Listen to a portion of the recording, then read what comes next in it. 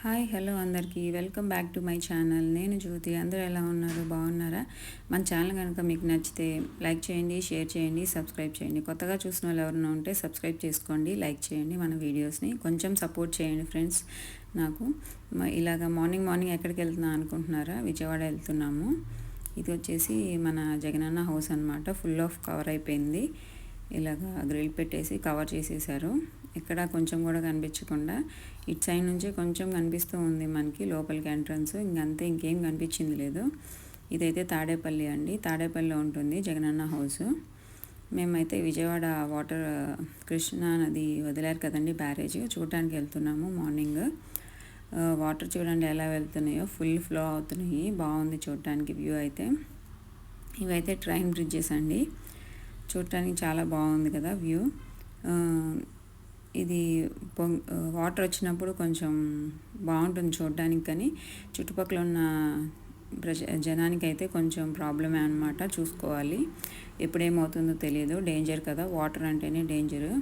మనము దేనితైనా పెట్టుకోవచ్చు కానీ వాటర్తో పెట్టుకోకూడదు. వాటర్ అయినా అంతే, ఫైర్ అయినా అంతే, పంచభూతాలు ఏవైనా మనకి చెప్పలేము ఎప్పుడేమవుతుంది అనేది. మేమైతే బైక్ మీద అలా వెళ్తూ తీస్తూ ఉన్నాను వీడియో. మా బాబు లైక్ చేయండి, షేర్ చేయండి, సబ్స్క్రైబ్ చేయండి అని చెప్తున్నాడు.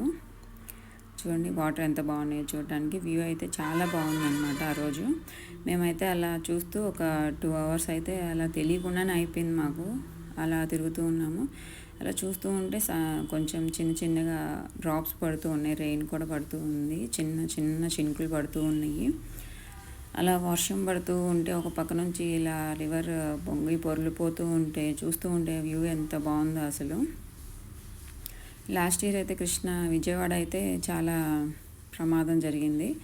చాలా వరకు వాటర్ వచ్చేసి చాలా మునిగిపోయాయి హౌసెస్ కూడా కొంతమందివి. బట్ ఇయర్ అయితే ఏం లేదు, కొంచెం పర్లేదు. లాస్ట్ ఇయర్ చాలా ఎక్కువ వాటర్ వచ్చేసాయి. 10 క్యూసెక్ల పైన వచ్చాయి. ఇప్పుడైతే 4 lakhs ఆఫ్ వాటర్ వదిలారు. కానీ ఇంత వాటర్ కూడా మనకి సముద్రంలో కలిసిపోతుంది కదా, వేస్ట్ ఆఫ్ వాటర్ అయిపోతున్నాయి. చూడండి, ఇంత వాటర్ వేస్ట్ అయిపోతుంటే ఎంత బాధగా ఉంటుందో కదా అసలు. చూడండి ఎంత పై వరకు వచ్చాయో. అవి వచ్చేసి ట్రైన్ బ్రిడ్జెస్ అనమాట. ట్రైన్ బ్రిడ్జెస్కి కొంచెమే కింద వరకు ఉన్నాయి. లాస్ట్ ఇయర్ అయితే ఇంకా పైకి వచ్చేసినాయి. ట్రైన్ బ్రిడ్జెస్ తాకేస్తాయేమో అన్నట్టు వచ్చినాయి. ఇది వచ్చేసి దగ్గర నుంచి అండి, పైన బ్రిడ్జి మీద నుంచి, ప్రకాశం బ్యారేజ్ మీద నుంచి. చూడండి వ్యూ అయితే చూడండి ఎంత అసలు బ్యూటిఫుల్గా ఉంది, అద్భుతంగా ఉంది చూడడానికి. 2 కళ్ళు సరిపోవు అనమాట, అంత బాగా వెళ్తున్నాయి వాటర్. చూడండి ఎంత బాగుందో దగ్గర నుంచి వాటర్ బాగా వెళ్తున్నాయి. ఇది మనకి లాస్ట్ ఇయర్ కూడా మనకి విజయవాడ కాదండి పొంగింది, మనకి బుడమేరు అని లోపల ఇంకొకటి ఉంది నది. అది వచ్చి విజయవాడ దాంట్లో కలుస్తుందంట. బట్ అది లాస్ట్ ఇయర్ మరి ఏమైందో పొంగి విజయవాడ మొత్తం పాపం చాలా వరకు మునిగిపోయింది. చూడండి వాటర్ అయితే ఎలా వెళ్తూ ఉన్నాయో, బాగుంది చూడటానికి. అదైతే మధ్యలో గ్రీన్ ట్రీస్ కనిపిస్తున్నాయి అన్న ఒక వచ్చేసి ఐలాండ్ అనమాట, భవానీ ఐలాండ్ మధ్యలో ఉంటుంది. మనం ఎప్పుడైనా వెళ్దాం అనుకుంటాము చూడడానికి, బట్ అవ్వట్లేదు. ఈసారి ఎప్పుడైనా వెళ్ళినప్పుడు వీడియో తీసి మీకు కూడా చూపిస్తాను, చూదురు కానీ ఎలా ఉంటుందనేది. ఇక్కడ వెళ్తూ ఉంటే మా బాబు అన్నాడు బోట్స్ ఉన్నాయి చూద్దాం వెళ్ళి, దగ్గరికి వెళ్ళి అంటే సరే అని కిందకి తీసుకొని వెళ్ళాను. కిందకి తీసుకొని వెళ్తూ ఉంటే ఒక ఆటో అతను వచ్చి మేడం వెళ్ళొద్దు అంటున్నాడు.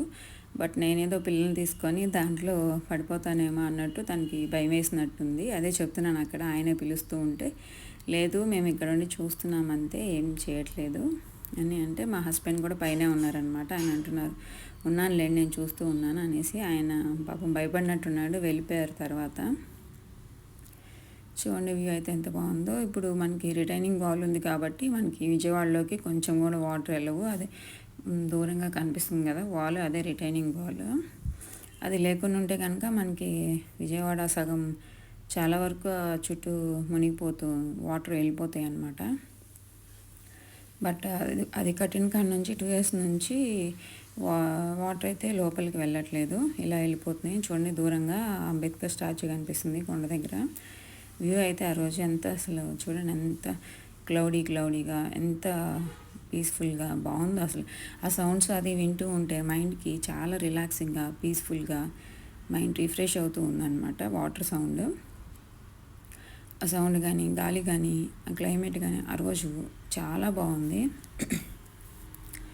వ్యూ అయితే నా గొంతు ఇలా ఉంది అనుకోవద్దు. ఎర్లీ మార్నింగ్ లేచి వాయిస్ రికార్డ్ చేస్తున్నాను. అలా చూసిన తర్వాత నెక్స్ట్ తినేసి వెళ్దామన్నారు బ్రేక్ఫాస్ట్. అందుకనేసి వారధి అని తాడేపల్లిలో కొత్తగా స్టార్ట్ చేశారంట హోటల్, అక్కడికి వెళ్ళాము. వచ్చేసి నేను కట్టు పొంగల్ ఆర్డర్ చేసుకున్నాను. నాది వచ్చేసింది, తింటూ ఉన్నా. పాపకు వచ్చేసి పూరి అంది, సింగిల్ పూరి అంటే డబల్ పూరి ఇచ్చేశారు. నెక్స్ట్ బాబు వచ్చేసి దోశ పెట్టుకున్నాడు, మా వారు వచ్చేసి ఊతప్పం తెచ్చుకున్నారు. నెక్స్ట్ ఇంటికి వచ్చినాక ఏం చేయను ఫుడ్ తిన్నాక లంచ్ కంటే బిర్యానీ చేయమన్నారు, వెజిటబుల్ బిర్యానీ. రైస్ చూస్తే ఆ కొంచెమే ఉన్నాయి అన్నమాట. ఒక కప్పు ఒక హాఫ్ కప్పు ఉన్నాయి.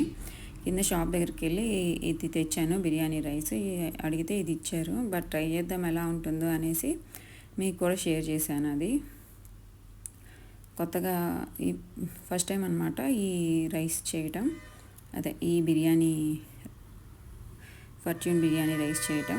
ఎలా ఉంటుందో చూడాలి, ఎలా వస్తుందో. నెక్స్ట్ వచ్చేసి వెజిటబుల్స్ అయితే పీల్ ఆఫ్ చేస్తున్నాను. క్యారెట్, పొటాటో, ఆనియన్ అవన్నీ నెక్స్ట్ కట్ చేసి పెట్టుకొని, ఆనియన్స్ ఇప్పుడు ఒక బౌల్ పెట్టేసుకొని దాంట్లో ఒక అదే గీ వేసుకున్నాను. గీ వేసి ఒక 2 టేబుల్ స్పూన్స్ ఆయిల్ కూడా యాడ్ చేసుకున్నాను. దాంట్లోకి వచ్చేసి ఒక బిర్యానీ ఆకు, చెక్క, లవంగం, యాలుక, జాపత్రి, యాలుక్కాయ ఇవన్నీ ఉంటాయి కదండి, రాతి పువ్వు, బిర్యానీలో కావాల్సిన ఆల్ ఇంగ్రీడియంట్స్ యాడ్ చేసుకున్నాను. అన్నీ యాడ్ చేసుకున్న తర్వాత అవి కొంచెం ఆయిల్లో వేగాక ఇప్పుడు ఆనియన్స్ వేసేసుకున్నాను. 2 ఫుల్ ఆనియన్స్ కట్ చేసేసుకున్నాను అనమాట. అవి కొంచెం మనకి ఆనియన్స్ ట్రాన్స్పరెంట్గా వచ్చి బ్రౌనిష్ కలర్లోకి వచ్చినాక మనం అల్లం పేస్ట్ యాడ్ చేసుకోవాలి, 1.5 స్పూన్ అలా. నేనైతే బిర్యానీ కప్ ఉంటుంది కదా, బిర్యానీ కాదు రైస్ కుక్కర్లో కప్స్ ఇస్తారు కదా, ఆ కప్తో 3 కప్స్ ఆఫ్ రైస్ తీసుకున్నాను. 3 కప్స్ ఆఫ్ రైస్ తీసుకున్నాను. ఇది అల్లం పేస్ట్ వేసి చూడండి బ్రౌనిష్ కలర్లో వచ్చేసింది ఆనియన్. అల్లం పేస్ట్ వేసి వేయించుకున్నాను. అల్లం పేస్ట్ వేసుకొని అది మనకి పచ్చి స్మెల్ పోయిందాక వేయించుకోవాలన్నమాట. మళ్ళీ పచ్చి స్మెల్ వస్తే బాగోదు. పచ్చి స్మెల్ పోయిన తర్వాత మనం గ్రీన్ చిల్లీ, మన వెజిటబుల్స్ ఏమేమి కావాలో అవన్నీ యాడ్ చేసుకోవచ్చు. ఇష్టం ఉంటే మన ఇష్టం బట్టి ఎన్నైనా యాడ్ చేసుకోవచ్చు. Potatoes, carrot, tomato, beans, green peas, ఇంకా మీల్ మేకరు, ఇట్లా ఎన్నైనా యాడ్ చేసుకోవచ్చు. నేనైతే టమోటా, క్యారెట్, పొటాటో అది యాడ్ చేసుకున్నాను. అంతవరకే ఉన్నాయి నా దగ్గర ఆ రోజు. అంతవరకు యాడ్ చేసుకొని అవన్నీ కొంచెం సేపు ఆయిల్లో మగ్గనివ్వాలన్నమాట. మనకి కొంచెం ఆయిల్లో మగ్గితే బాగుంటుంది అరోమా. ఆ బిర్యానీ మసాలాలు అవన్నీ కూడా కొంచెం ముక్కలకి పడతాయి అన్నమాట. బాగుంటుంది తినడానికి, చూడడానికి. ఇలా వేగుతూ ఉన్నాయి ఇవన్నీ కలిసి. నెక్స్ట్ ఇలా మనకి ఫ్రై అయిపోయిన తర్వాత బాగా కొంచెం ఒక 5 మినిట్స్ అలా ఫ్రై చేసుకున్న తర్వాత దీంట్లోకి మనకు కావాల్సిన సాల్ట్, ఉప్పు, సాల్ట్ అన్న ఉప్పు అన్న ఒకటే కదా, సారీ, ఉప్పు, కారం, ఇంకా మసాలాలు, బిర్యానీ మసాలా, గరం మసాలా ఇట్లాంటివన్నీ యాడ్ చేసుకోవచ్చు. ఇప్పుడు వచ్చేసి నాకు కొంచెం ఫ్రై అయినాయి అనమాట ఆయిల్లో. ఇప్పుడు వచ్చేసి నేను యాడ్ చేస్తూ ఉన్నాను. నేనైతే రాక్ సాల్ట్ వేస్తున్నాను. ఒక 1.5 స్పూన్ వేసాను రాక్ సాల్ట్. నెక్స్ట్ వచ్చేసి కారం కూడా అంతే, 1.5 స్పూన్ కారం వేసుకున్నాను. తర్వాత బిర్యానీ మసాలా ఉంటుంది కదా, బిర్యానీ మసాలా యాడ్ చేసుకున్నాను. ఒక 1.5 టేబుల్ స్పూన్ ఇది కూడా అంతే. నేనైతే గరం మసాలా అయితే యాడ్ చేయలేదండి.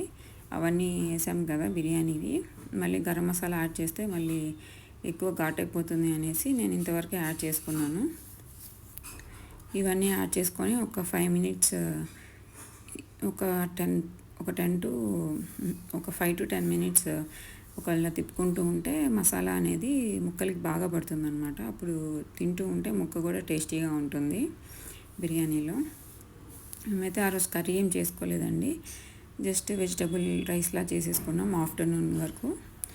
ఈవినింగ్కి వచ్చేసి ఇంకేదైనా టిఫిన్ వేసేసుకోవచ్చులే అనేసి జస్ట్ రైస్ వర్క్ చేసేసుకున్నాము, వెజిటబుల్ రైస్. నెక్స్ట్ అలా ఫ్రై అయిపోయిన తర్వాత బాగా ఇప్పుడు దీంట్లోకి బిర్యానీ రైస్ ఉంటాయి కదా అవి యాడ్ చేసేసుకున్నాను. మామూలు రైస్తో అయినా చేసుకోవచ్చు, బట్ టేస్ట్ అయితే బిర్యానీ రైస్ బాగుంటుంది చూడటానికి కానీ తినడానికి కానీ. అందుకనేసి ఇలా రైస్ వేసేసి మొత్తం మిక్స్ చేసుకుంటూ ఉన్నాను.